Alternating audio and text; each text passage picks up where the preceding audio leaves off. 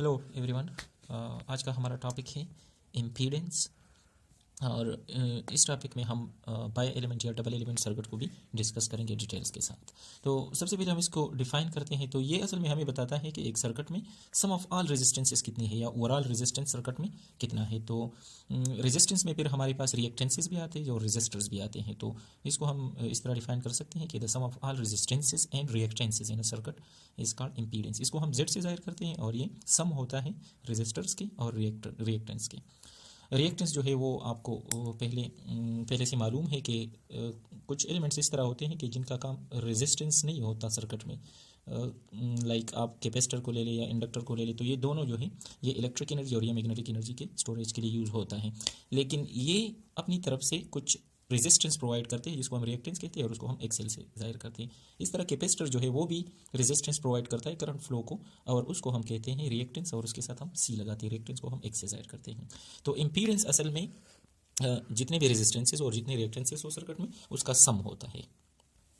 यहाँ पर आप इस सर्किट को देख सकते हैं कि यहाँ हमारे पास एक इंडक्टर है, एक रेजिस्टर है और एक कैपेसिटर है। तो कैपेसिटर की तरफ से जो रेजिस्टेंस है उसको हम एक सी से जाहिर करते हैं, आर रेजिस्टेंस की तरफ से जो है उसको आर से जाहिर करते हैं और इसको हम एक एल से जाहिर करते हैं। तो इस कलेक्टिव रेजिस्टेंस को हम जेड से डिनोट करते हैं और इसको हम इम्पीडेंस कहते हैं। तो हम अब डिफरेंट सर्किट्स के लिए इम्पीडेंस को कैलकुलेट करेंगे और उसके जितने भी करेक्टरिस्टिक्स है उसको हम एक्सप्लेन करेंगे। यहाँ पर आप देख रहे हैं कि हमारे पास एक बाय एलिमेंट सर्किट है जिसमें एक हमारे पास रेजिस्टेंस है और दूसरा हमारे पास कैपेसिटर लगा हुआ है। तो रेजिस्टिव कैपेसिटिव सर्किट का कम्बिनेशन है हमारे पास और इसके लिए अगर हम इम्पीडेंस को कैलकुलेट करेंगे तो यहाँ पर एक फार्मूला हमने दिया हुआ है कि इम्पीडेंस का जो फार्मूला है वो असल में इस तरह है कि voltage root mean square value of the voltage divided by root mean square value of the current, और इसको हमने डिराइव किया है वही टिपिकल ओम्स लॉ से। तो आर जिस तरह बराबर होता है वी बाई आई के, तो यहाँ पर हम आर एम एस यहाँ पे आर एम एस लगा देते हैं तो ये इम्पीडेंस बन जाता है। तो ये फार्मूला है इम्पीडेंस को कैलकुलेट करने के लिए। अब इस सर्किट में अगर हम इम्पीडेंस को कैलकुलेट करेंगे तो यही फार्मूला यूज़ करेंगे और इसी फार्मूले में चूंकि ये सीरीज सर्किट है तो करंट मतलब वो तो लॉस नहीं होता, उसकी वैल्यू हमेशा कांस्टेंट रहती है। तो करंट को छोड़ के हमने फोकस देना है वी आर एम एस पे। तो वी आर एम एस को अगर हमने कैलकुलेट करना है तो उसके लिए हम यूज़ करेंगे फेजर डायग्राम, जो कि हमें पहले से पता है। अच्छा, इसी सर्किट के लिए अगर हम डायग्राम ड्रा करना चाहें फेजर डायग्राम, तो ये हमें पता है कि यहाँ पर एक रेजिस्टर है और यहाँ पर जो है करंट फ्लो कर रहा है।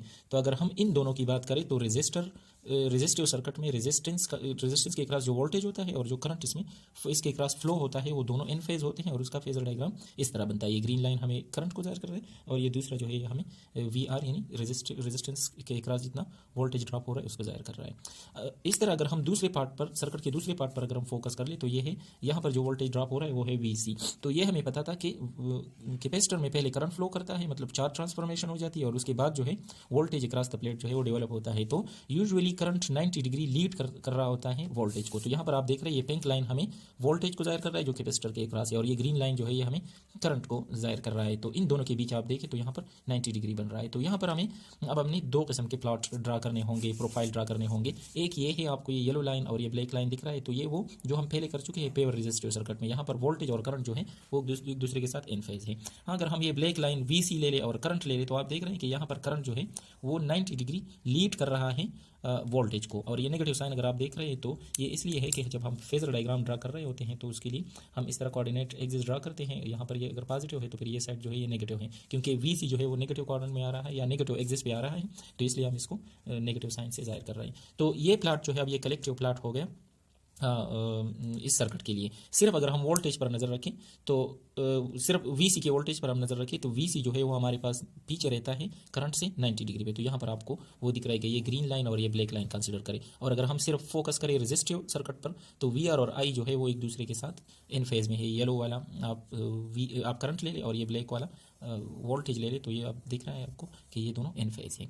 अच्छा, अब यहाँ पर अगर हम वोल्टेज को देखें तो यहाँ पर जो रेजिस्टर के अक्रॉस वोल्टेज है वो लीड कर रहा है कैपेसिटर के अक्रॉस जो वोल्टेज है उसके। तो अब इन दोनों के बीच हमने आरएमएस वैल्यू कैलकुलेट करनी है, क्योंकि यहाँ पर हमने बताया कि हमने फोकस करना है वी आर एम एस को, ना कि आई पे। तो आई को हम छोड़ के इस डायग्राम में सिर्फ हम वी आर और वी सी को फोकस करते हैं। तो यहाँ पे आप देख रहे हैं कि ये येलो लाइन जो है ये वी आर है, ये पिंक लाइन जो है ये वी सी है।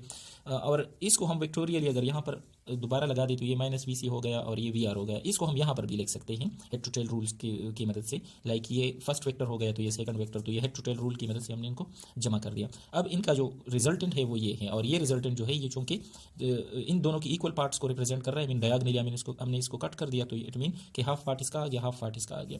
तो इट मीन कि ये हमें एवरेज वोल्टेज बता रहा है। एवरेज वोल्टेज से फिर हम आरएमएस वैल्यू को कैलकुलेट कर सकते हैं। अब इसी डायग्राम का इक्विवेलेंट डायग्राम जो है वो ये भी है कि आप इन बाकी चीज़ों को हटाए, सिर्फ माइनस वी सी ले लें, वी आर ले लें, और ये जो हमारे पास एवरेज वोल्टेज है वो हम कंसिडर करें, तो हमारे पास ये डायग्राम बनता है। अब यहाँ पर हम वो पिथागोरियन थ्योरम लगा देते हैं, तो hypotenuse square equal to base square plus perpendicular square, यहाँ पर माइनस वी सी स्क्वायर आ जाएगा तो वो प्लस बन जाएगा, तो इसलिए हमने यहाँ पर माइनस नहीं लगाया हुआ। अब इसको हम मजीद आगे लेके जाएँ तो यहाँ पे आप देख सकते हैं हमारे पास ये इक्वेशन है, दोनों साइड पे हम अब यहाँ पे स्क्वायर रूट ले लेते हैं। अब यहाँ फिर देखें तो ये है रूट मीन स्क्वायर वैल्यू, तो इसको हम आरएमएस लिख देते हैं और इसको एज इट इज लगा देते हैं। यहाँ पर ओम्स लगा देते हैं, V is equal to I R, तो ये आ गया, स्क्वायर लगा देते हैं प्लस प्लस, और यहाँ पर ओम्स ला फिर से लगा देते हैं, लेकिन यहाँ पर चूंकि रेजिस्टेंस नहीं है उसके बजाय यहाँ पर एक सी है, तो एक सी लगा देते हैं, उस पर स्क्वायर करते हैं और स्क्वायर रूट ऐसे आ गया। अच्छा, यहाँ से फिर हम आई स्क्वायर को कॉमन ले सकते हैं, और ये स्क्वायर रूट जो है आई स्क्वायर पर भी है, इस पूरे टर्म पर भी है, तो आई स्क्वायर को हम सेपरेट कर देते हैं, तो ये बन गया। अब ये भी जो है ये इसको भी आप देखें तो ये भी रूट मीन स्क्वायर वैल्यू है, तो इसको हम आरएमएस लगा देते हैं। अब उसी इक्वेशन में हम क्या करते हैं, इसी वी आरएमएस की वैल्यू को पुट कर देते हैं, तो ये चूंकि हमारे पास वो पहला इक्वेशन था, यहाँ पर हम इसकी वैल्यू लगा देते हैं, तो इक्वेशन कुछ इस तरह बन जाएगा। यहाँ पर ये दोनों एक दूसरे को कैंसिल करेंगे तो हमारे पास ये रिजल्ट आ जाएगा। यहाँ आप देख रहे हैं कि सर्किट में जितने रेजिस्टेंसेस और रिएक्टेंसेस थे, तो रिएक्टेंस सिर्फ यही था, रेजिस्टेंस सिर्फ ये था। अब दोनों जो है वो जमा होकर सामने आ गए, तो इट मीन कि जेड हमें असल में बताता है the sum of all reactances and resistances in a circuit. तो यही हमारे पास इसका रिजल्ट आ गया कि ये सम ऑफ रेजिस्टेंसेस एंड रिएक्टेंसेस हैं। अब आगे जब हम जा रहे हैं तो हम फेज एंगल को कैलकुलेट कर रहे हैं कि जो एवरेज वोल्टेज है और जो ये हमारे पास करंट है, यहाँ पर करंट भी है क्योंकि ये सीरीज सर्किट है, यहाँ पर करंट हमेशा रहता है इसी फिक्स पॉइंट पे। तो करंट और वोल्टेज के बीच कितना एंगल है हम अब वो कैलकुलेट कर रहे हैं। तो उसको कैलकुलेट करने के लिए हमने टेंजेंट थीटा यूज़ करना है, और टेंजेंट थीटा जो है परपेंडिकुलर बाय बेस होता है। यहाँ पर परपेंडिकुलर ये है और बेस ये थीटा के अपोजिट परपेंडिकुलर होता है, और ये जो है ये बेस है, तो ये हमने लगा दिया। फिर ओम्स ला यूज़ करते हैं, तो उससे V equal to I R, V equal to I R ये आ जाएगा, आई आई कैंसिल होकर ये बन जाएगा। फिर हमने दोनों साइड्स पर टेंजेंट इनवर्स लेना है, टेंजेंट पर डिवाइड नहीं करना क्योंकि टेंजेंट इनवर्स जो है वो अलग सा फंक्शन है और यही टेंजेंट को कैंसिल कर देता है। तो टेंजेंट इनवर्स दोनों साइड पे ले लेंगे, एक दूसरे को कैंसिल कर देंगे। यहाँ पे हमारे पास आ जाता है theta equal to X divide by R, और ये नेगेटिव साइन अगर हमने वही लगाना है जो हमने पहले बताया था कि ये असल में नेगेटिव है, तो ये नेगेटिव साइन अगर आप इक्वेशन में देख रहे हैं तो ये उधर से आ रहा है। अच्छा, तो ये हमारे पास आ गया फेज एंगल। हम और ये फेज एंगल कौन सा है, ये वाला है कि इसी एंगल से करंट जो है वो आगे जा रहा है, और एवरेज जो वोल्टेज कैपेसिटिव और रेजिस्टिव वोल्टेज से आ रहा है वो इसके पीछे इसी एंगल से लेग बिहाइंड कर रहा है और पीछे से उसको वो फॉलो कर रहा है। अच्छा, अब हम नेक्स्ट एक चीज़ इसमें पढ़ते हैं, उसको हम कहते हैं पावर और पावर फैक्टर। अगर हमने यहाँ पर पढ़ा कि जो करंट है वो आगे जा रहा है एवरेज वोल्टेज से थीटा एंगल पे, और थीटा एंगल हमने यहाँ पर कैलकुलेट किया कि वो इसके बराबर होता है। इसी एंगल के साथ ये आगे जा रहा है। आपको अगर याद है तो हमने पहले पढ़ा था कि सिर्फ कैपेसिटिव सर्किट में करंट जो है वो लीड कर रहा होता है और वो जो रेजिस्टेंस होता है वो 90 डिग्री पर उसके पीछे पीछे जा रहा होता है, तो वो तो एग्जैक्टली 90 डिग्री था। लेकिन यहाँ पर जो केस है हमारे पास ये 90 डिग्री से कम है, तो जब ये लेस देन 90 डिग्री है इसका जो थीटा है, तो ये फिगर जो है वो थोड़ा सा मतलब उससे डिफरेंट होगा। अगर आपको याद है तो यहाँ पर हम जब कैपेसिटिव सर्किट को डिस्कस कर रहे होते थे तो 90 डिग्री का डिफरेंस जो है वो कंप्लीटली यहाँ पर होता था। लाइक ये 0 होता था साइन वाला प्लॉट, तो काज वाला प्लॉट यहाँ पर होता था 1 पे। तो अब यहाँ पर एंगल जो है वो एग्जैक्टली 0 के या एग्जैक्टली 90 के तो बराबर है नहीं, तो अब ये छोटा सा है, ये एंगल थोड़ा सा है। तो आप यहाँ पे देख रहे हैं कि करंट थोड़ा सा आगे जा रहा है क्योंकि ये अभी 0 है और ये 0 से आगे निकल चुका है। इसका पीक पहले आया है, यहाँ पर आप देख रहे हैं इसका पीक जो कि वोल्टेज है एवरेज वोल्टेज, उसका पीक थोड़ी देर बाद आ जाता है। तो इट मीन कि ये करंट जो है थोड़े से एंगल के साथ वोल्टेज को लीड कर रहा है। इसी तरह ये जब 0 पे आता है तो ये 0 से थोड़ा आगे निकल चुका होता है। तो इट मीन कि ये ग्रीन लाइन जो है ब्लैक लाइन को थोड़ा सा आगे लीड कर रहा है। तो ये हमारे पास ये डायग्राम आ गया करंट और वोल्टेज का। अब इससे अगर हमने पावर कैलकुलेट करना है तो हमने क्या करना है, हमने ग्रीन लाइन पर फोकस करना है। ग्रीन यहाँ पर एंड होता है, यहाँ से शुरू होता है। तो इसी ड्यूरेशन में ये ग्राफ भी पॉजिटिव है, ये भी पॉजिटिव है, मीन एवरेज वोल्टेज भी पॉजिटिव है और करंट भी पॉजिटिव है। तो पॉजिटिव मल्टीप्लाई पॉजिटिव फिर पॉजिटिव आ जाता है और पी जो है वो बराबर होता है करंट एंड वोल्टेज को। जब इन दोनों को हम मल्टीप्लाई करेंगे तो जाहिर है इसका एम्पलीट्यूड थोड़ा बढ़ जाएगा और एज अ होल वो पॉजिटिव होगा। अब नेक्स्ट पॉइंट यहाँ पर आप देख रहे हैं ग्रीन का अदर शिफ्ट आ रहा है, अभी नीचे जा रहा है। तो जब ये नीचे जा रहा होता है तो यहाँ पर थोड़ा सा वो पॉजिटिव रहता है, वोल्टेज पॉजिटिव है लेकिन करंट जो है वो थोड़ा सा नेगेटिव है। तो नेगेटिव पॉजिटिव को हम जब मल्टीप्लाई करेंगे तो नेगेटिव आएगा और इसका एम्पलीट्यूड बहुत छोटा है तो ये थोड़ा सा इधर आ जाएगा नेगेटिव साइड पे। रिमेंबर ये साइनोसाइडल वो होगा, वेव होगा। अच्छा, अब हम नेक्स्ट शिफ्टिंग पॉइंट को देखते हैं, यहाँ से लेकर यहाँ तक जो ये पॉइंट है। तो इसी बीचों बीच आप देख रहे हैं कि दोनों करंट भी नेगेटिव है, वोल्टेज भी नेगेटिव है। तो नेगेटिव मल्टीप्लाई नेगेटिव फिर से पॉजिटिव बन जाता है और ऑब्वियसली इसका जो एम्पलीट्यूड है वो बढ़ जाएगा तो ये फिर से पॉजिटिव आ जाएगा। यहाँ पर आप देखिए तो ये फिर पॉजिटिव है, छोटा सा जो रहता है ये इसी एरिया में, और ये हिस्सा जो ये नेगेटिव है। तो नेगेटिव पॉजिटिव फिर से नेगेटिव आ जाता है और इसका एम्पलीट्यूड चूंकि बहुत छोटा है तो इसका एम्पलीट्यूड भी छोटा सा आ जाएगा। तो ये ग्रीन लाइन आपको दिख रहा है, ये हमें असल में पावर डिसिपेटेड या पावर कंज्यूम्ड जो है वो दिखा रहा है। तो यहाँ पर आप देख रहे हैं कि ये वो जो टिपिकल प्लॉट था पहले जिसमें सिर्फ कैपेसिटिव सर्किट था तो उसका पावर फैक्टर जो था ओनली पॉजिटिव था, और रेजिस्टिव सर्किट का पावर जो था वो प्योरली पॉजिटिव था। और दूसरी बात उसमें ये थी कि उसमें क्या था, एम्पलीट्यूड जो था वो बहुत ज़्यादा था, लेकिन यहाँ पर एम्पलीट्यूड थोड़ा सा कम है और इसमें इसके अलावा नेगेटिव पोर्शन भी आ रहा है। तो पावर यहाँ पर सिर्फ कंज्यूम हो रहा है रेजिस्टेंस की वजह से, और कैपेसिटर की वजह से कोई पावर कंजम्पशन नहीं हो रहा। और उसमें ज़्यादा इसलिए था कि उसमें सिर्फ रेजिस्टर था और सिर्फ रेजिस्टर की वजह से पावर कंजम्पशन थी तो उसके प्लॉट जो है वो थोड़ा सा ज़्यादा आ रहा था। अच्छा, हम देख रहे हैं पावर फैक्टर को। हमने यहाँ पर डिस्कस किया कि चूंकि अगर हमें याद है तो एवरेज पावर कैपेसिटिव सर्किट में 0 था और रेजिस्टिव सर्किट में वो बराबर था IRMS और VRMS के प्रोडक्ट का।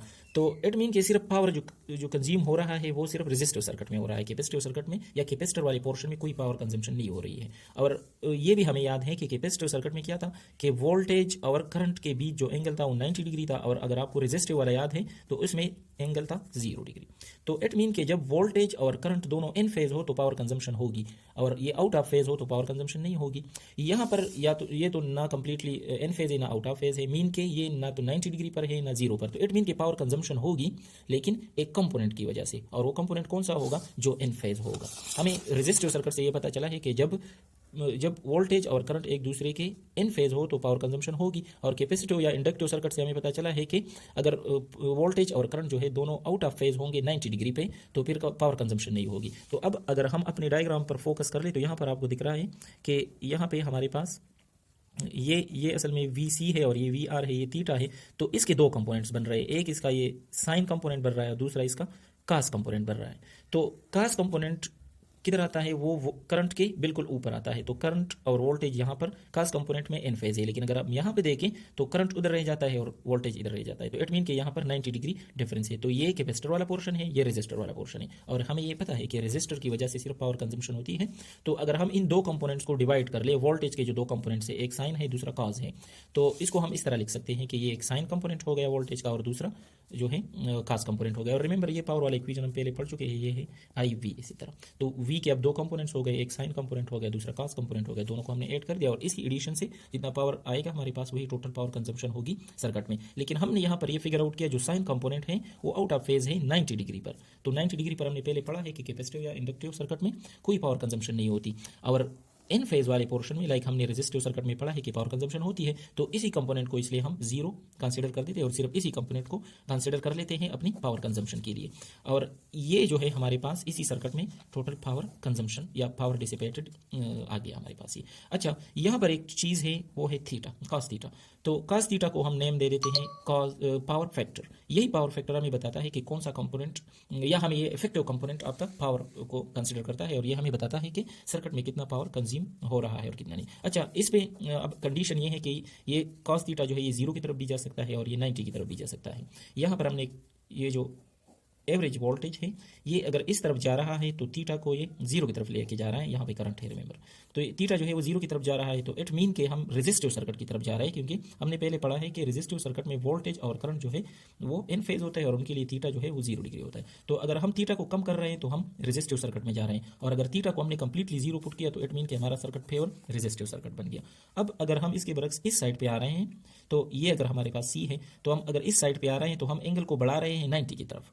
तो एंगल इस तरफ अगर जा रहा है, एंगल बढ़ रहा है, 90 की तरफ जा रहा है, तो इट मीन कि हम कैपेसिटिव सर्किट की तरफ जा रहे हैं। और अगर ये एग्जैक्टली 90 डिग्री बन गया तो इट मीन कि ये यहाँ पर जो पावर है या यहाँ पर जो सर्किट है वो फेवर कैपेसिटिव सर्किट है, और यहाँ पर फिर पावर जो है वो जीरो होगा, क्योंकि कास जीरो अगर हम लगाए तो ये मैक्सिमम हो जाएगा फेवर रेजिस्टिव सर्किट। कास को अगर हम 90 डिग्री पुट कर ले तो ये फिर पावर फैक्टर या टोटल पावर जो है वो जीरो हो जाएगा, तो हमारे पास सर्किट जो है वो कैपेसिटिव सर्किट बन जाता है। तो यही कुछ था आज के लेक्चर में, जो कि सारा था बाय एलिमेंट सर्किट और इम्पीडेंस के बारे में। तो जब आप दो एलिमेंट्स को लगा देते हैं तो फिर कुछ एलिमेंट्स जो है वो पावर कंज्यूम करेंगे, कुछ है जो कुछ इस तरह होंगे कि जो पावर कंज्यूम नहीं करेंगे। तो आपने फिर उसका एवरेज लेना है और एवरेज से फिर आपने ये सारी क्वांटिटीज़ डिराइव करनी है। अच्छा, यही लेक्चर था आज का हमारा। इस बिल्कुल इसी तरह टॉपिक फिर नेक्स्ट हमारा होगा इंडक्टर और रेजिस्टर वाला सर्किट। उसी सर्किट में हम इंडक्टर और रेजिस्टर को एक दूसरे के साथ कंबाइन कर लेंगे, और फिर हमारा एक और टॉपिक होगा ट्राई एलिमेंट, जिसमें हम 3 एलिमेंट्स को कंसीडर करेंगे सर्किट के, और उसके लिए ये सारी क्वांटिटीज़ कैलकुलेट करेंगे। अगर आपका कोई क्वेश्चन हो तो आप कमेंट सेक्शन में डाल सकते हैं। Thank you very much.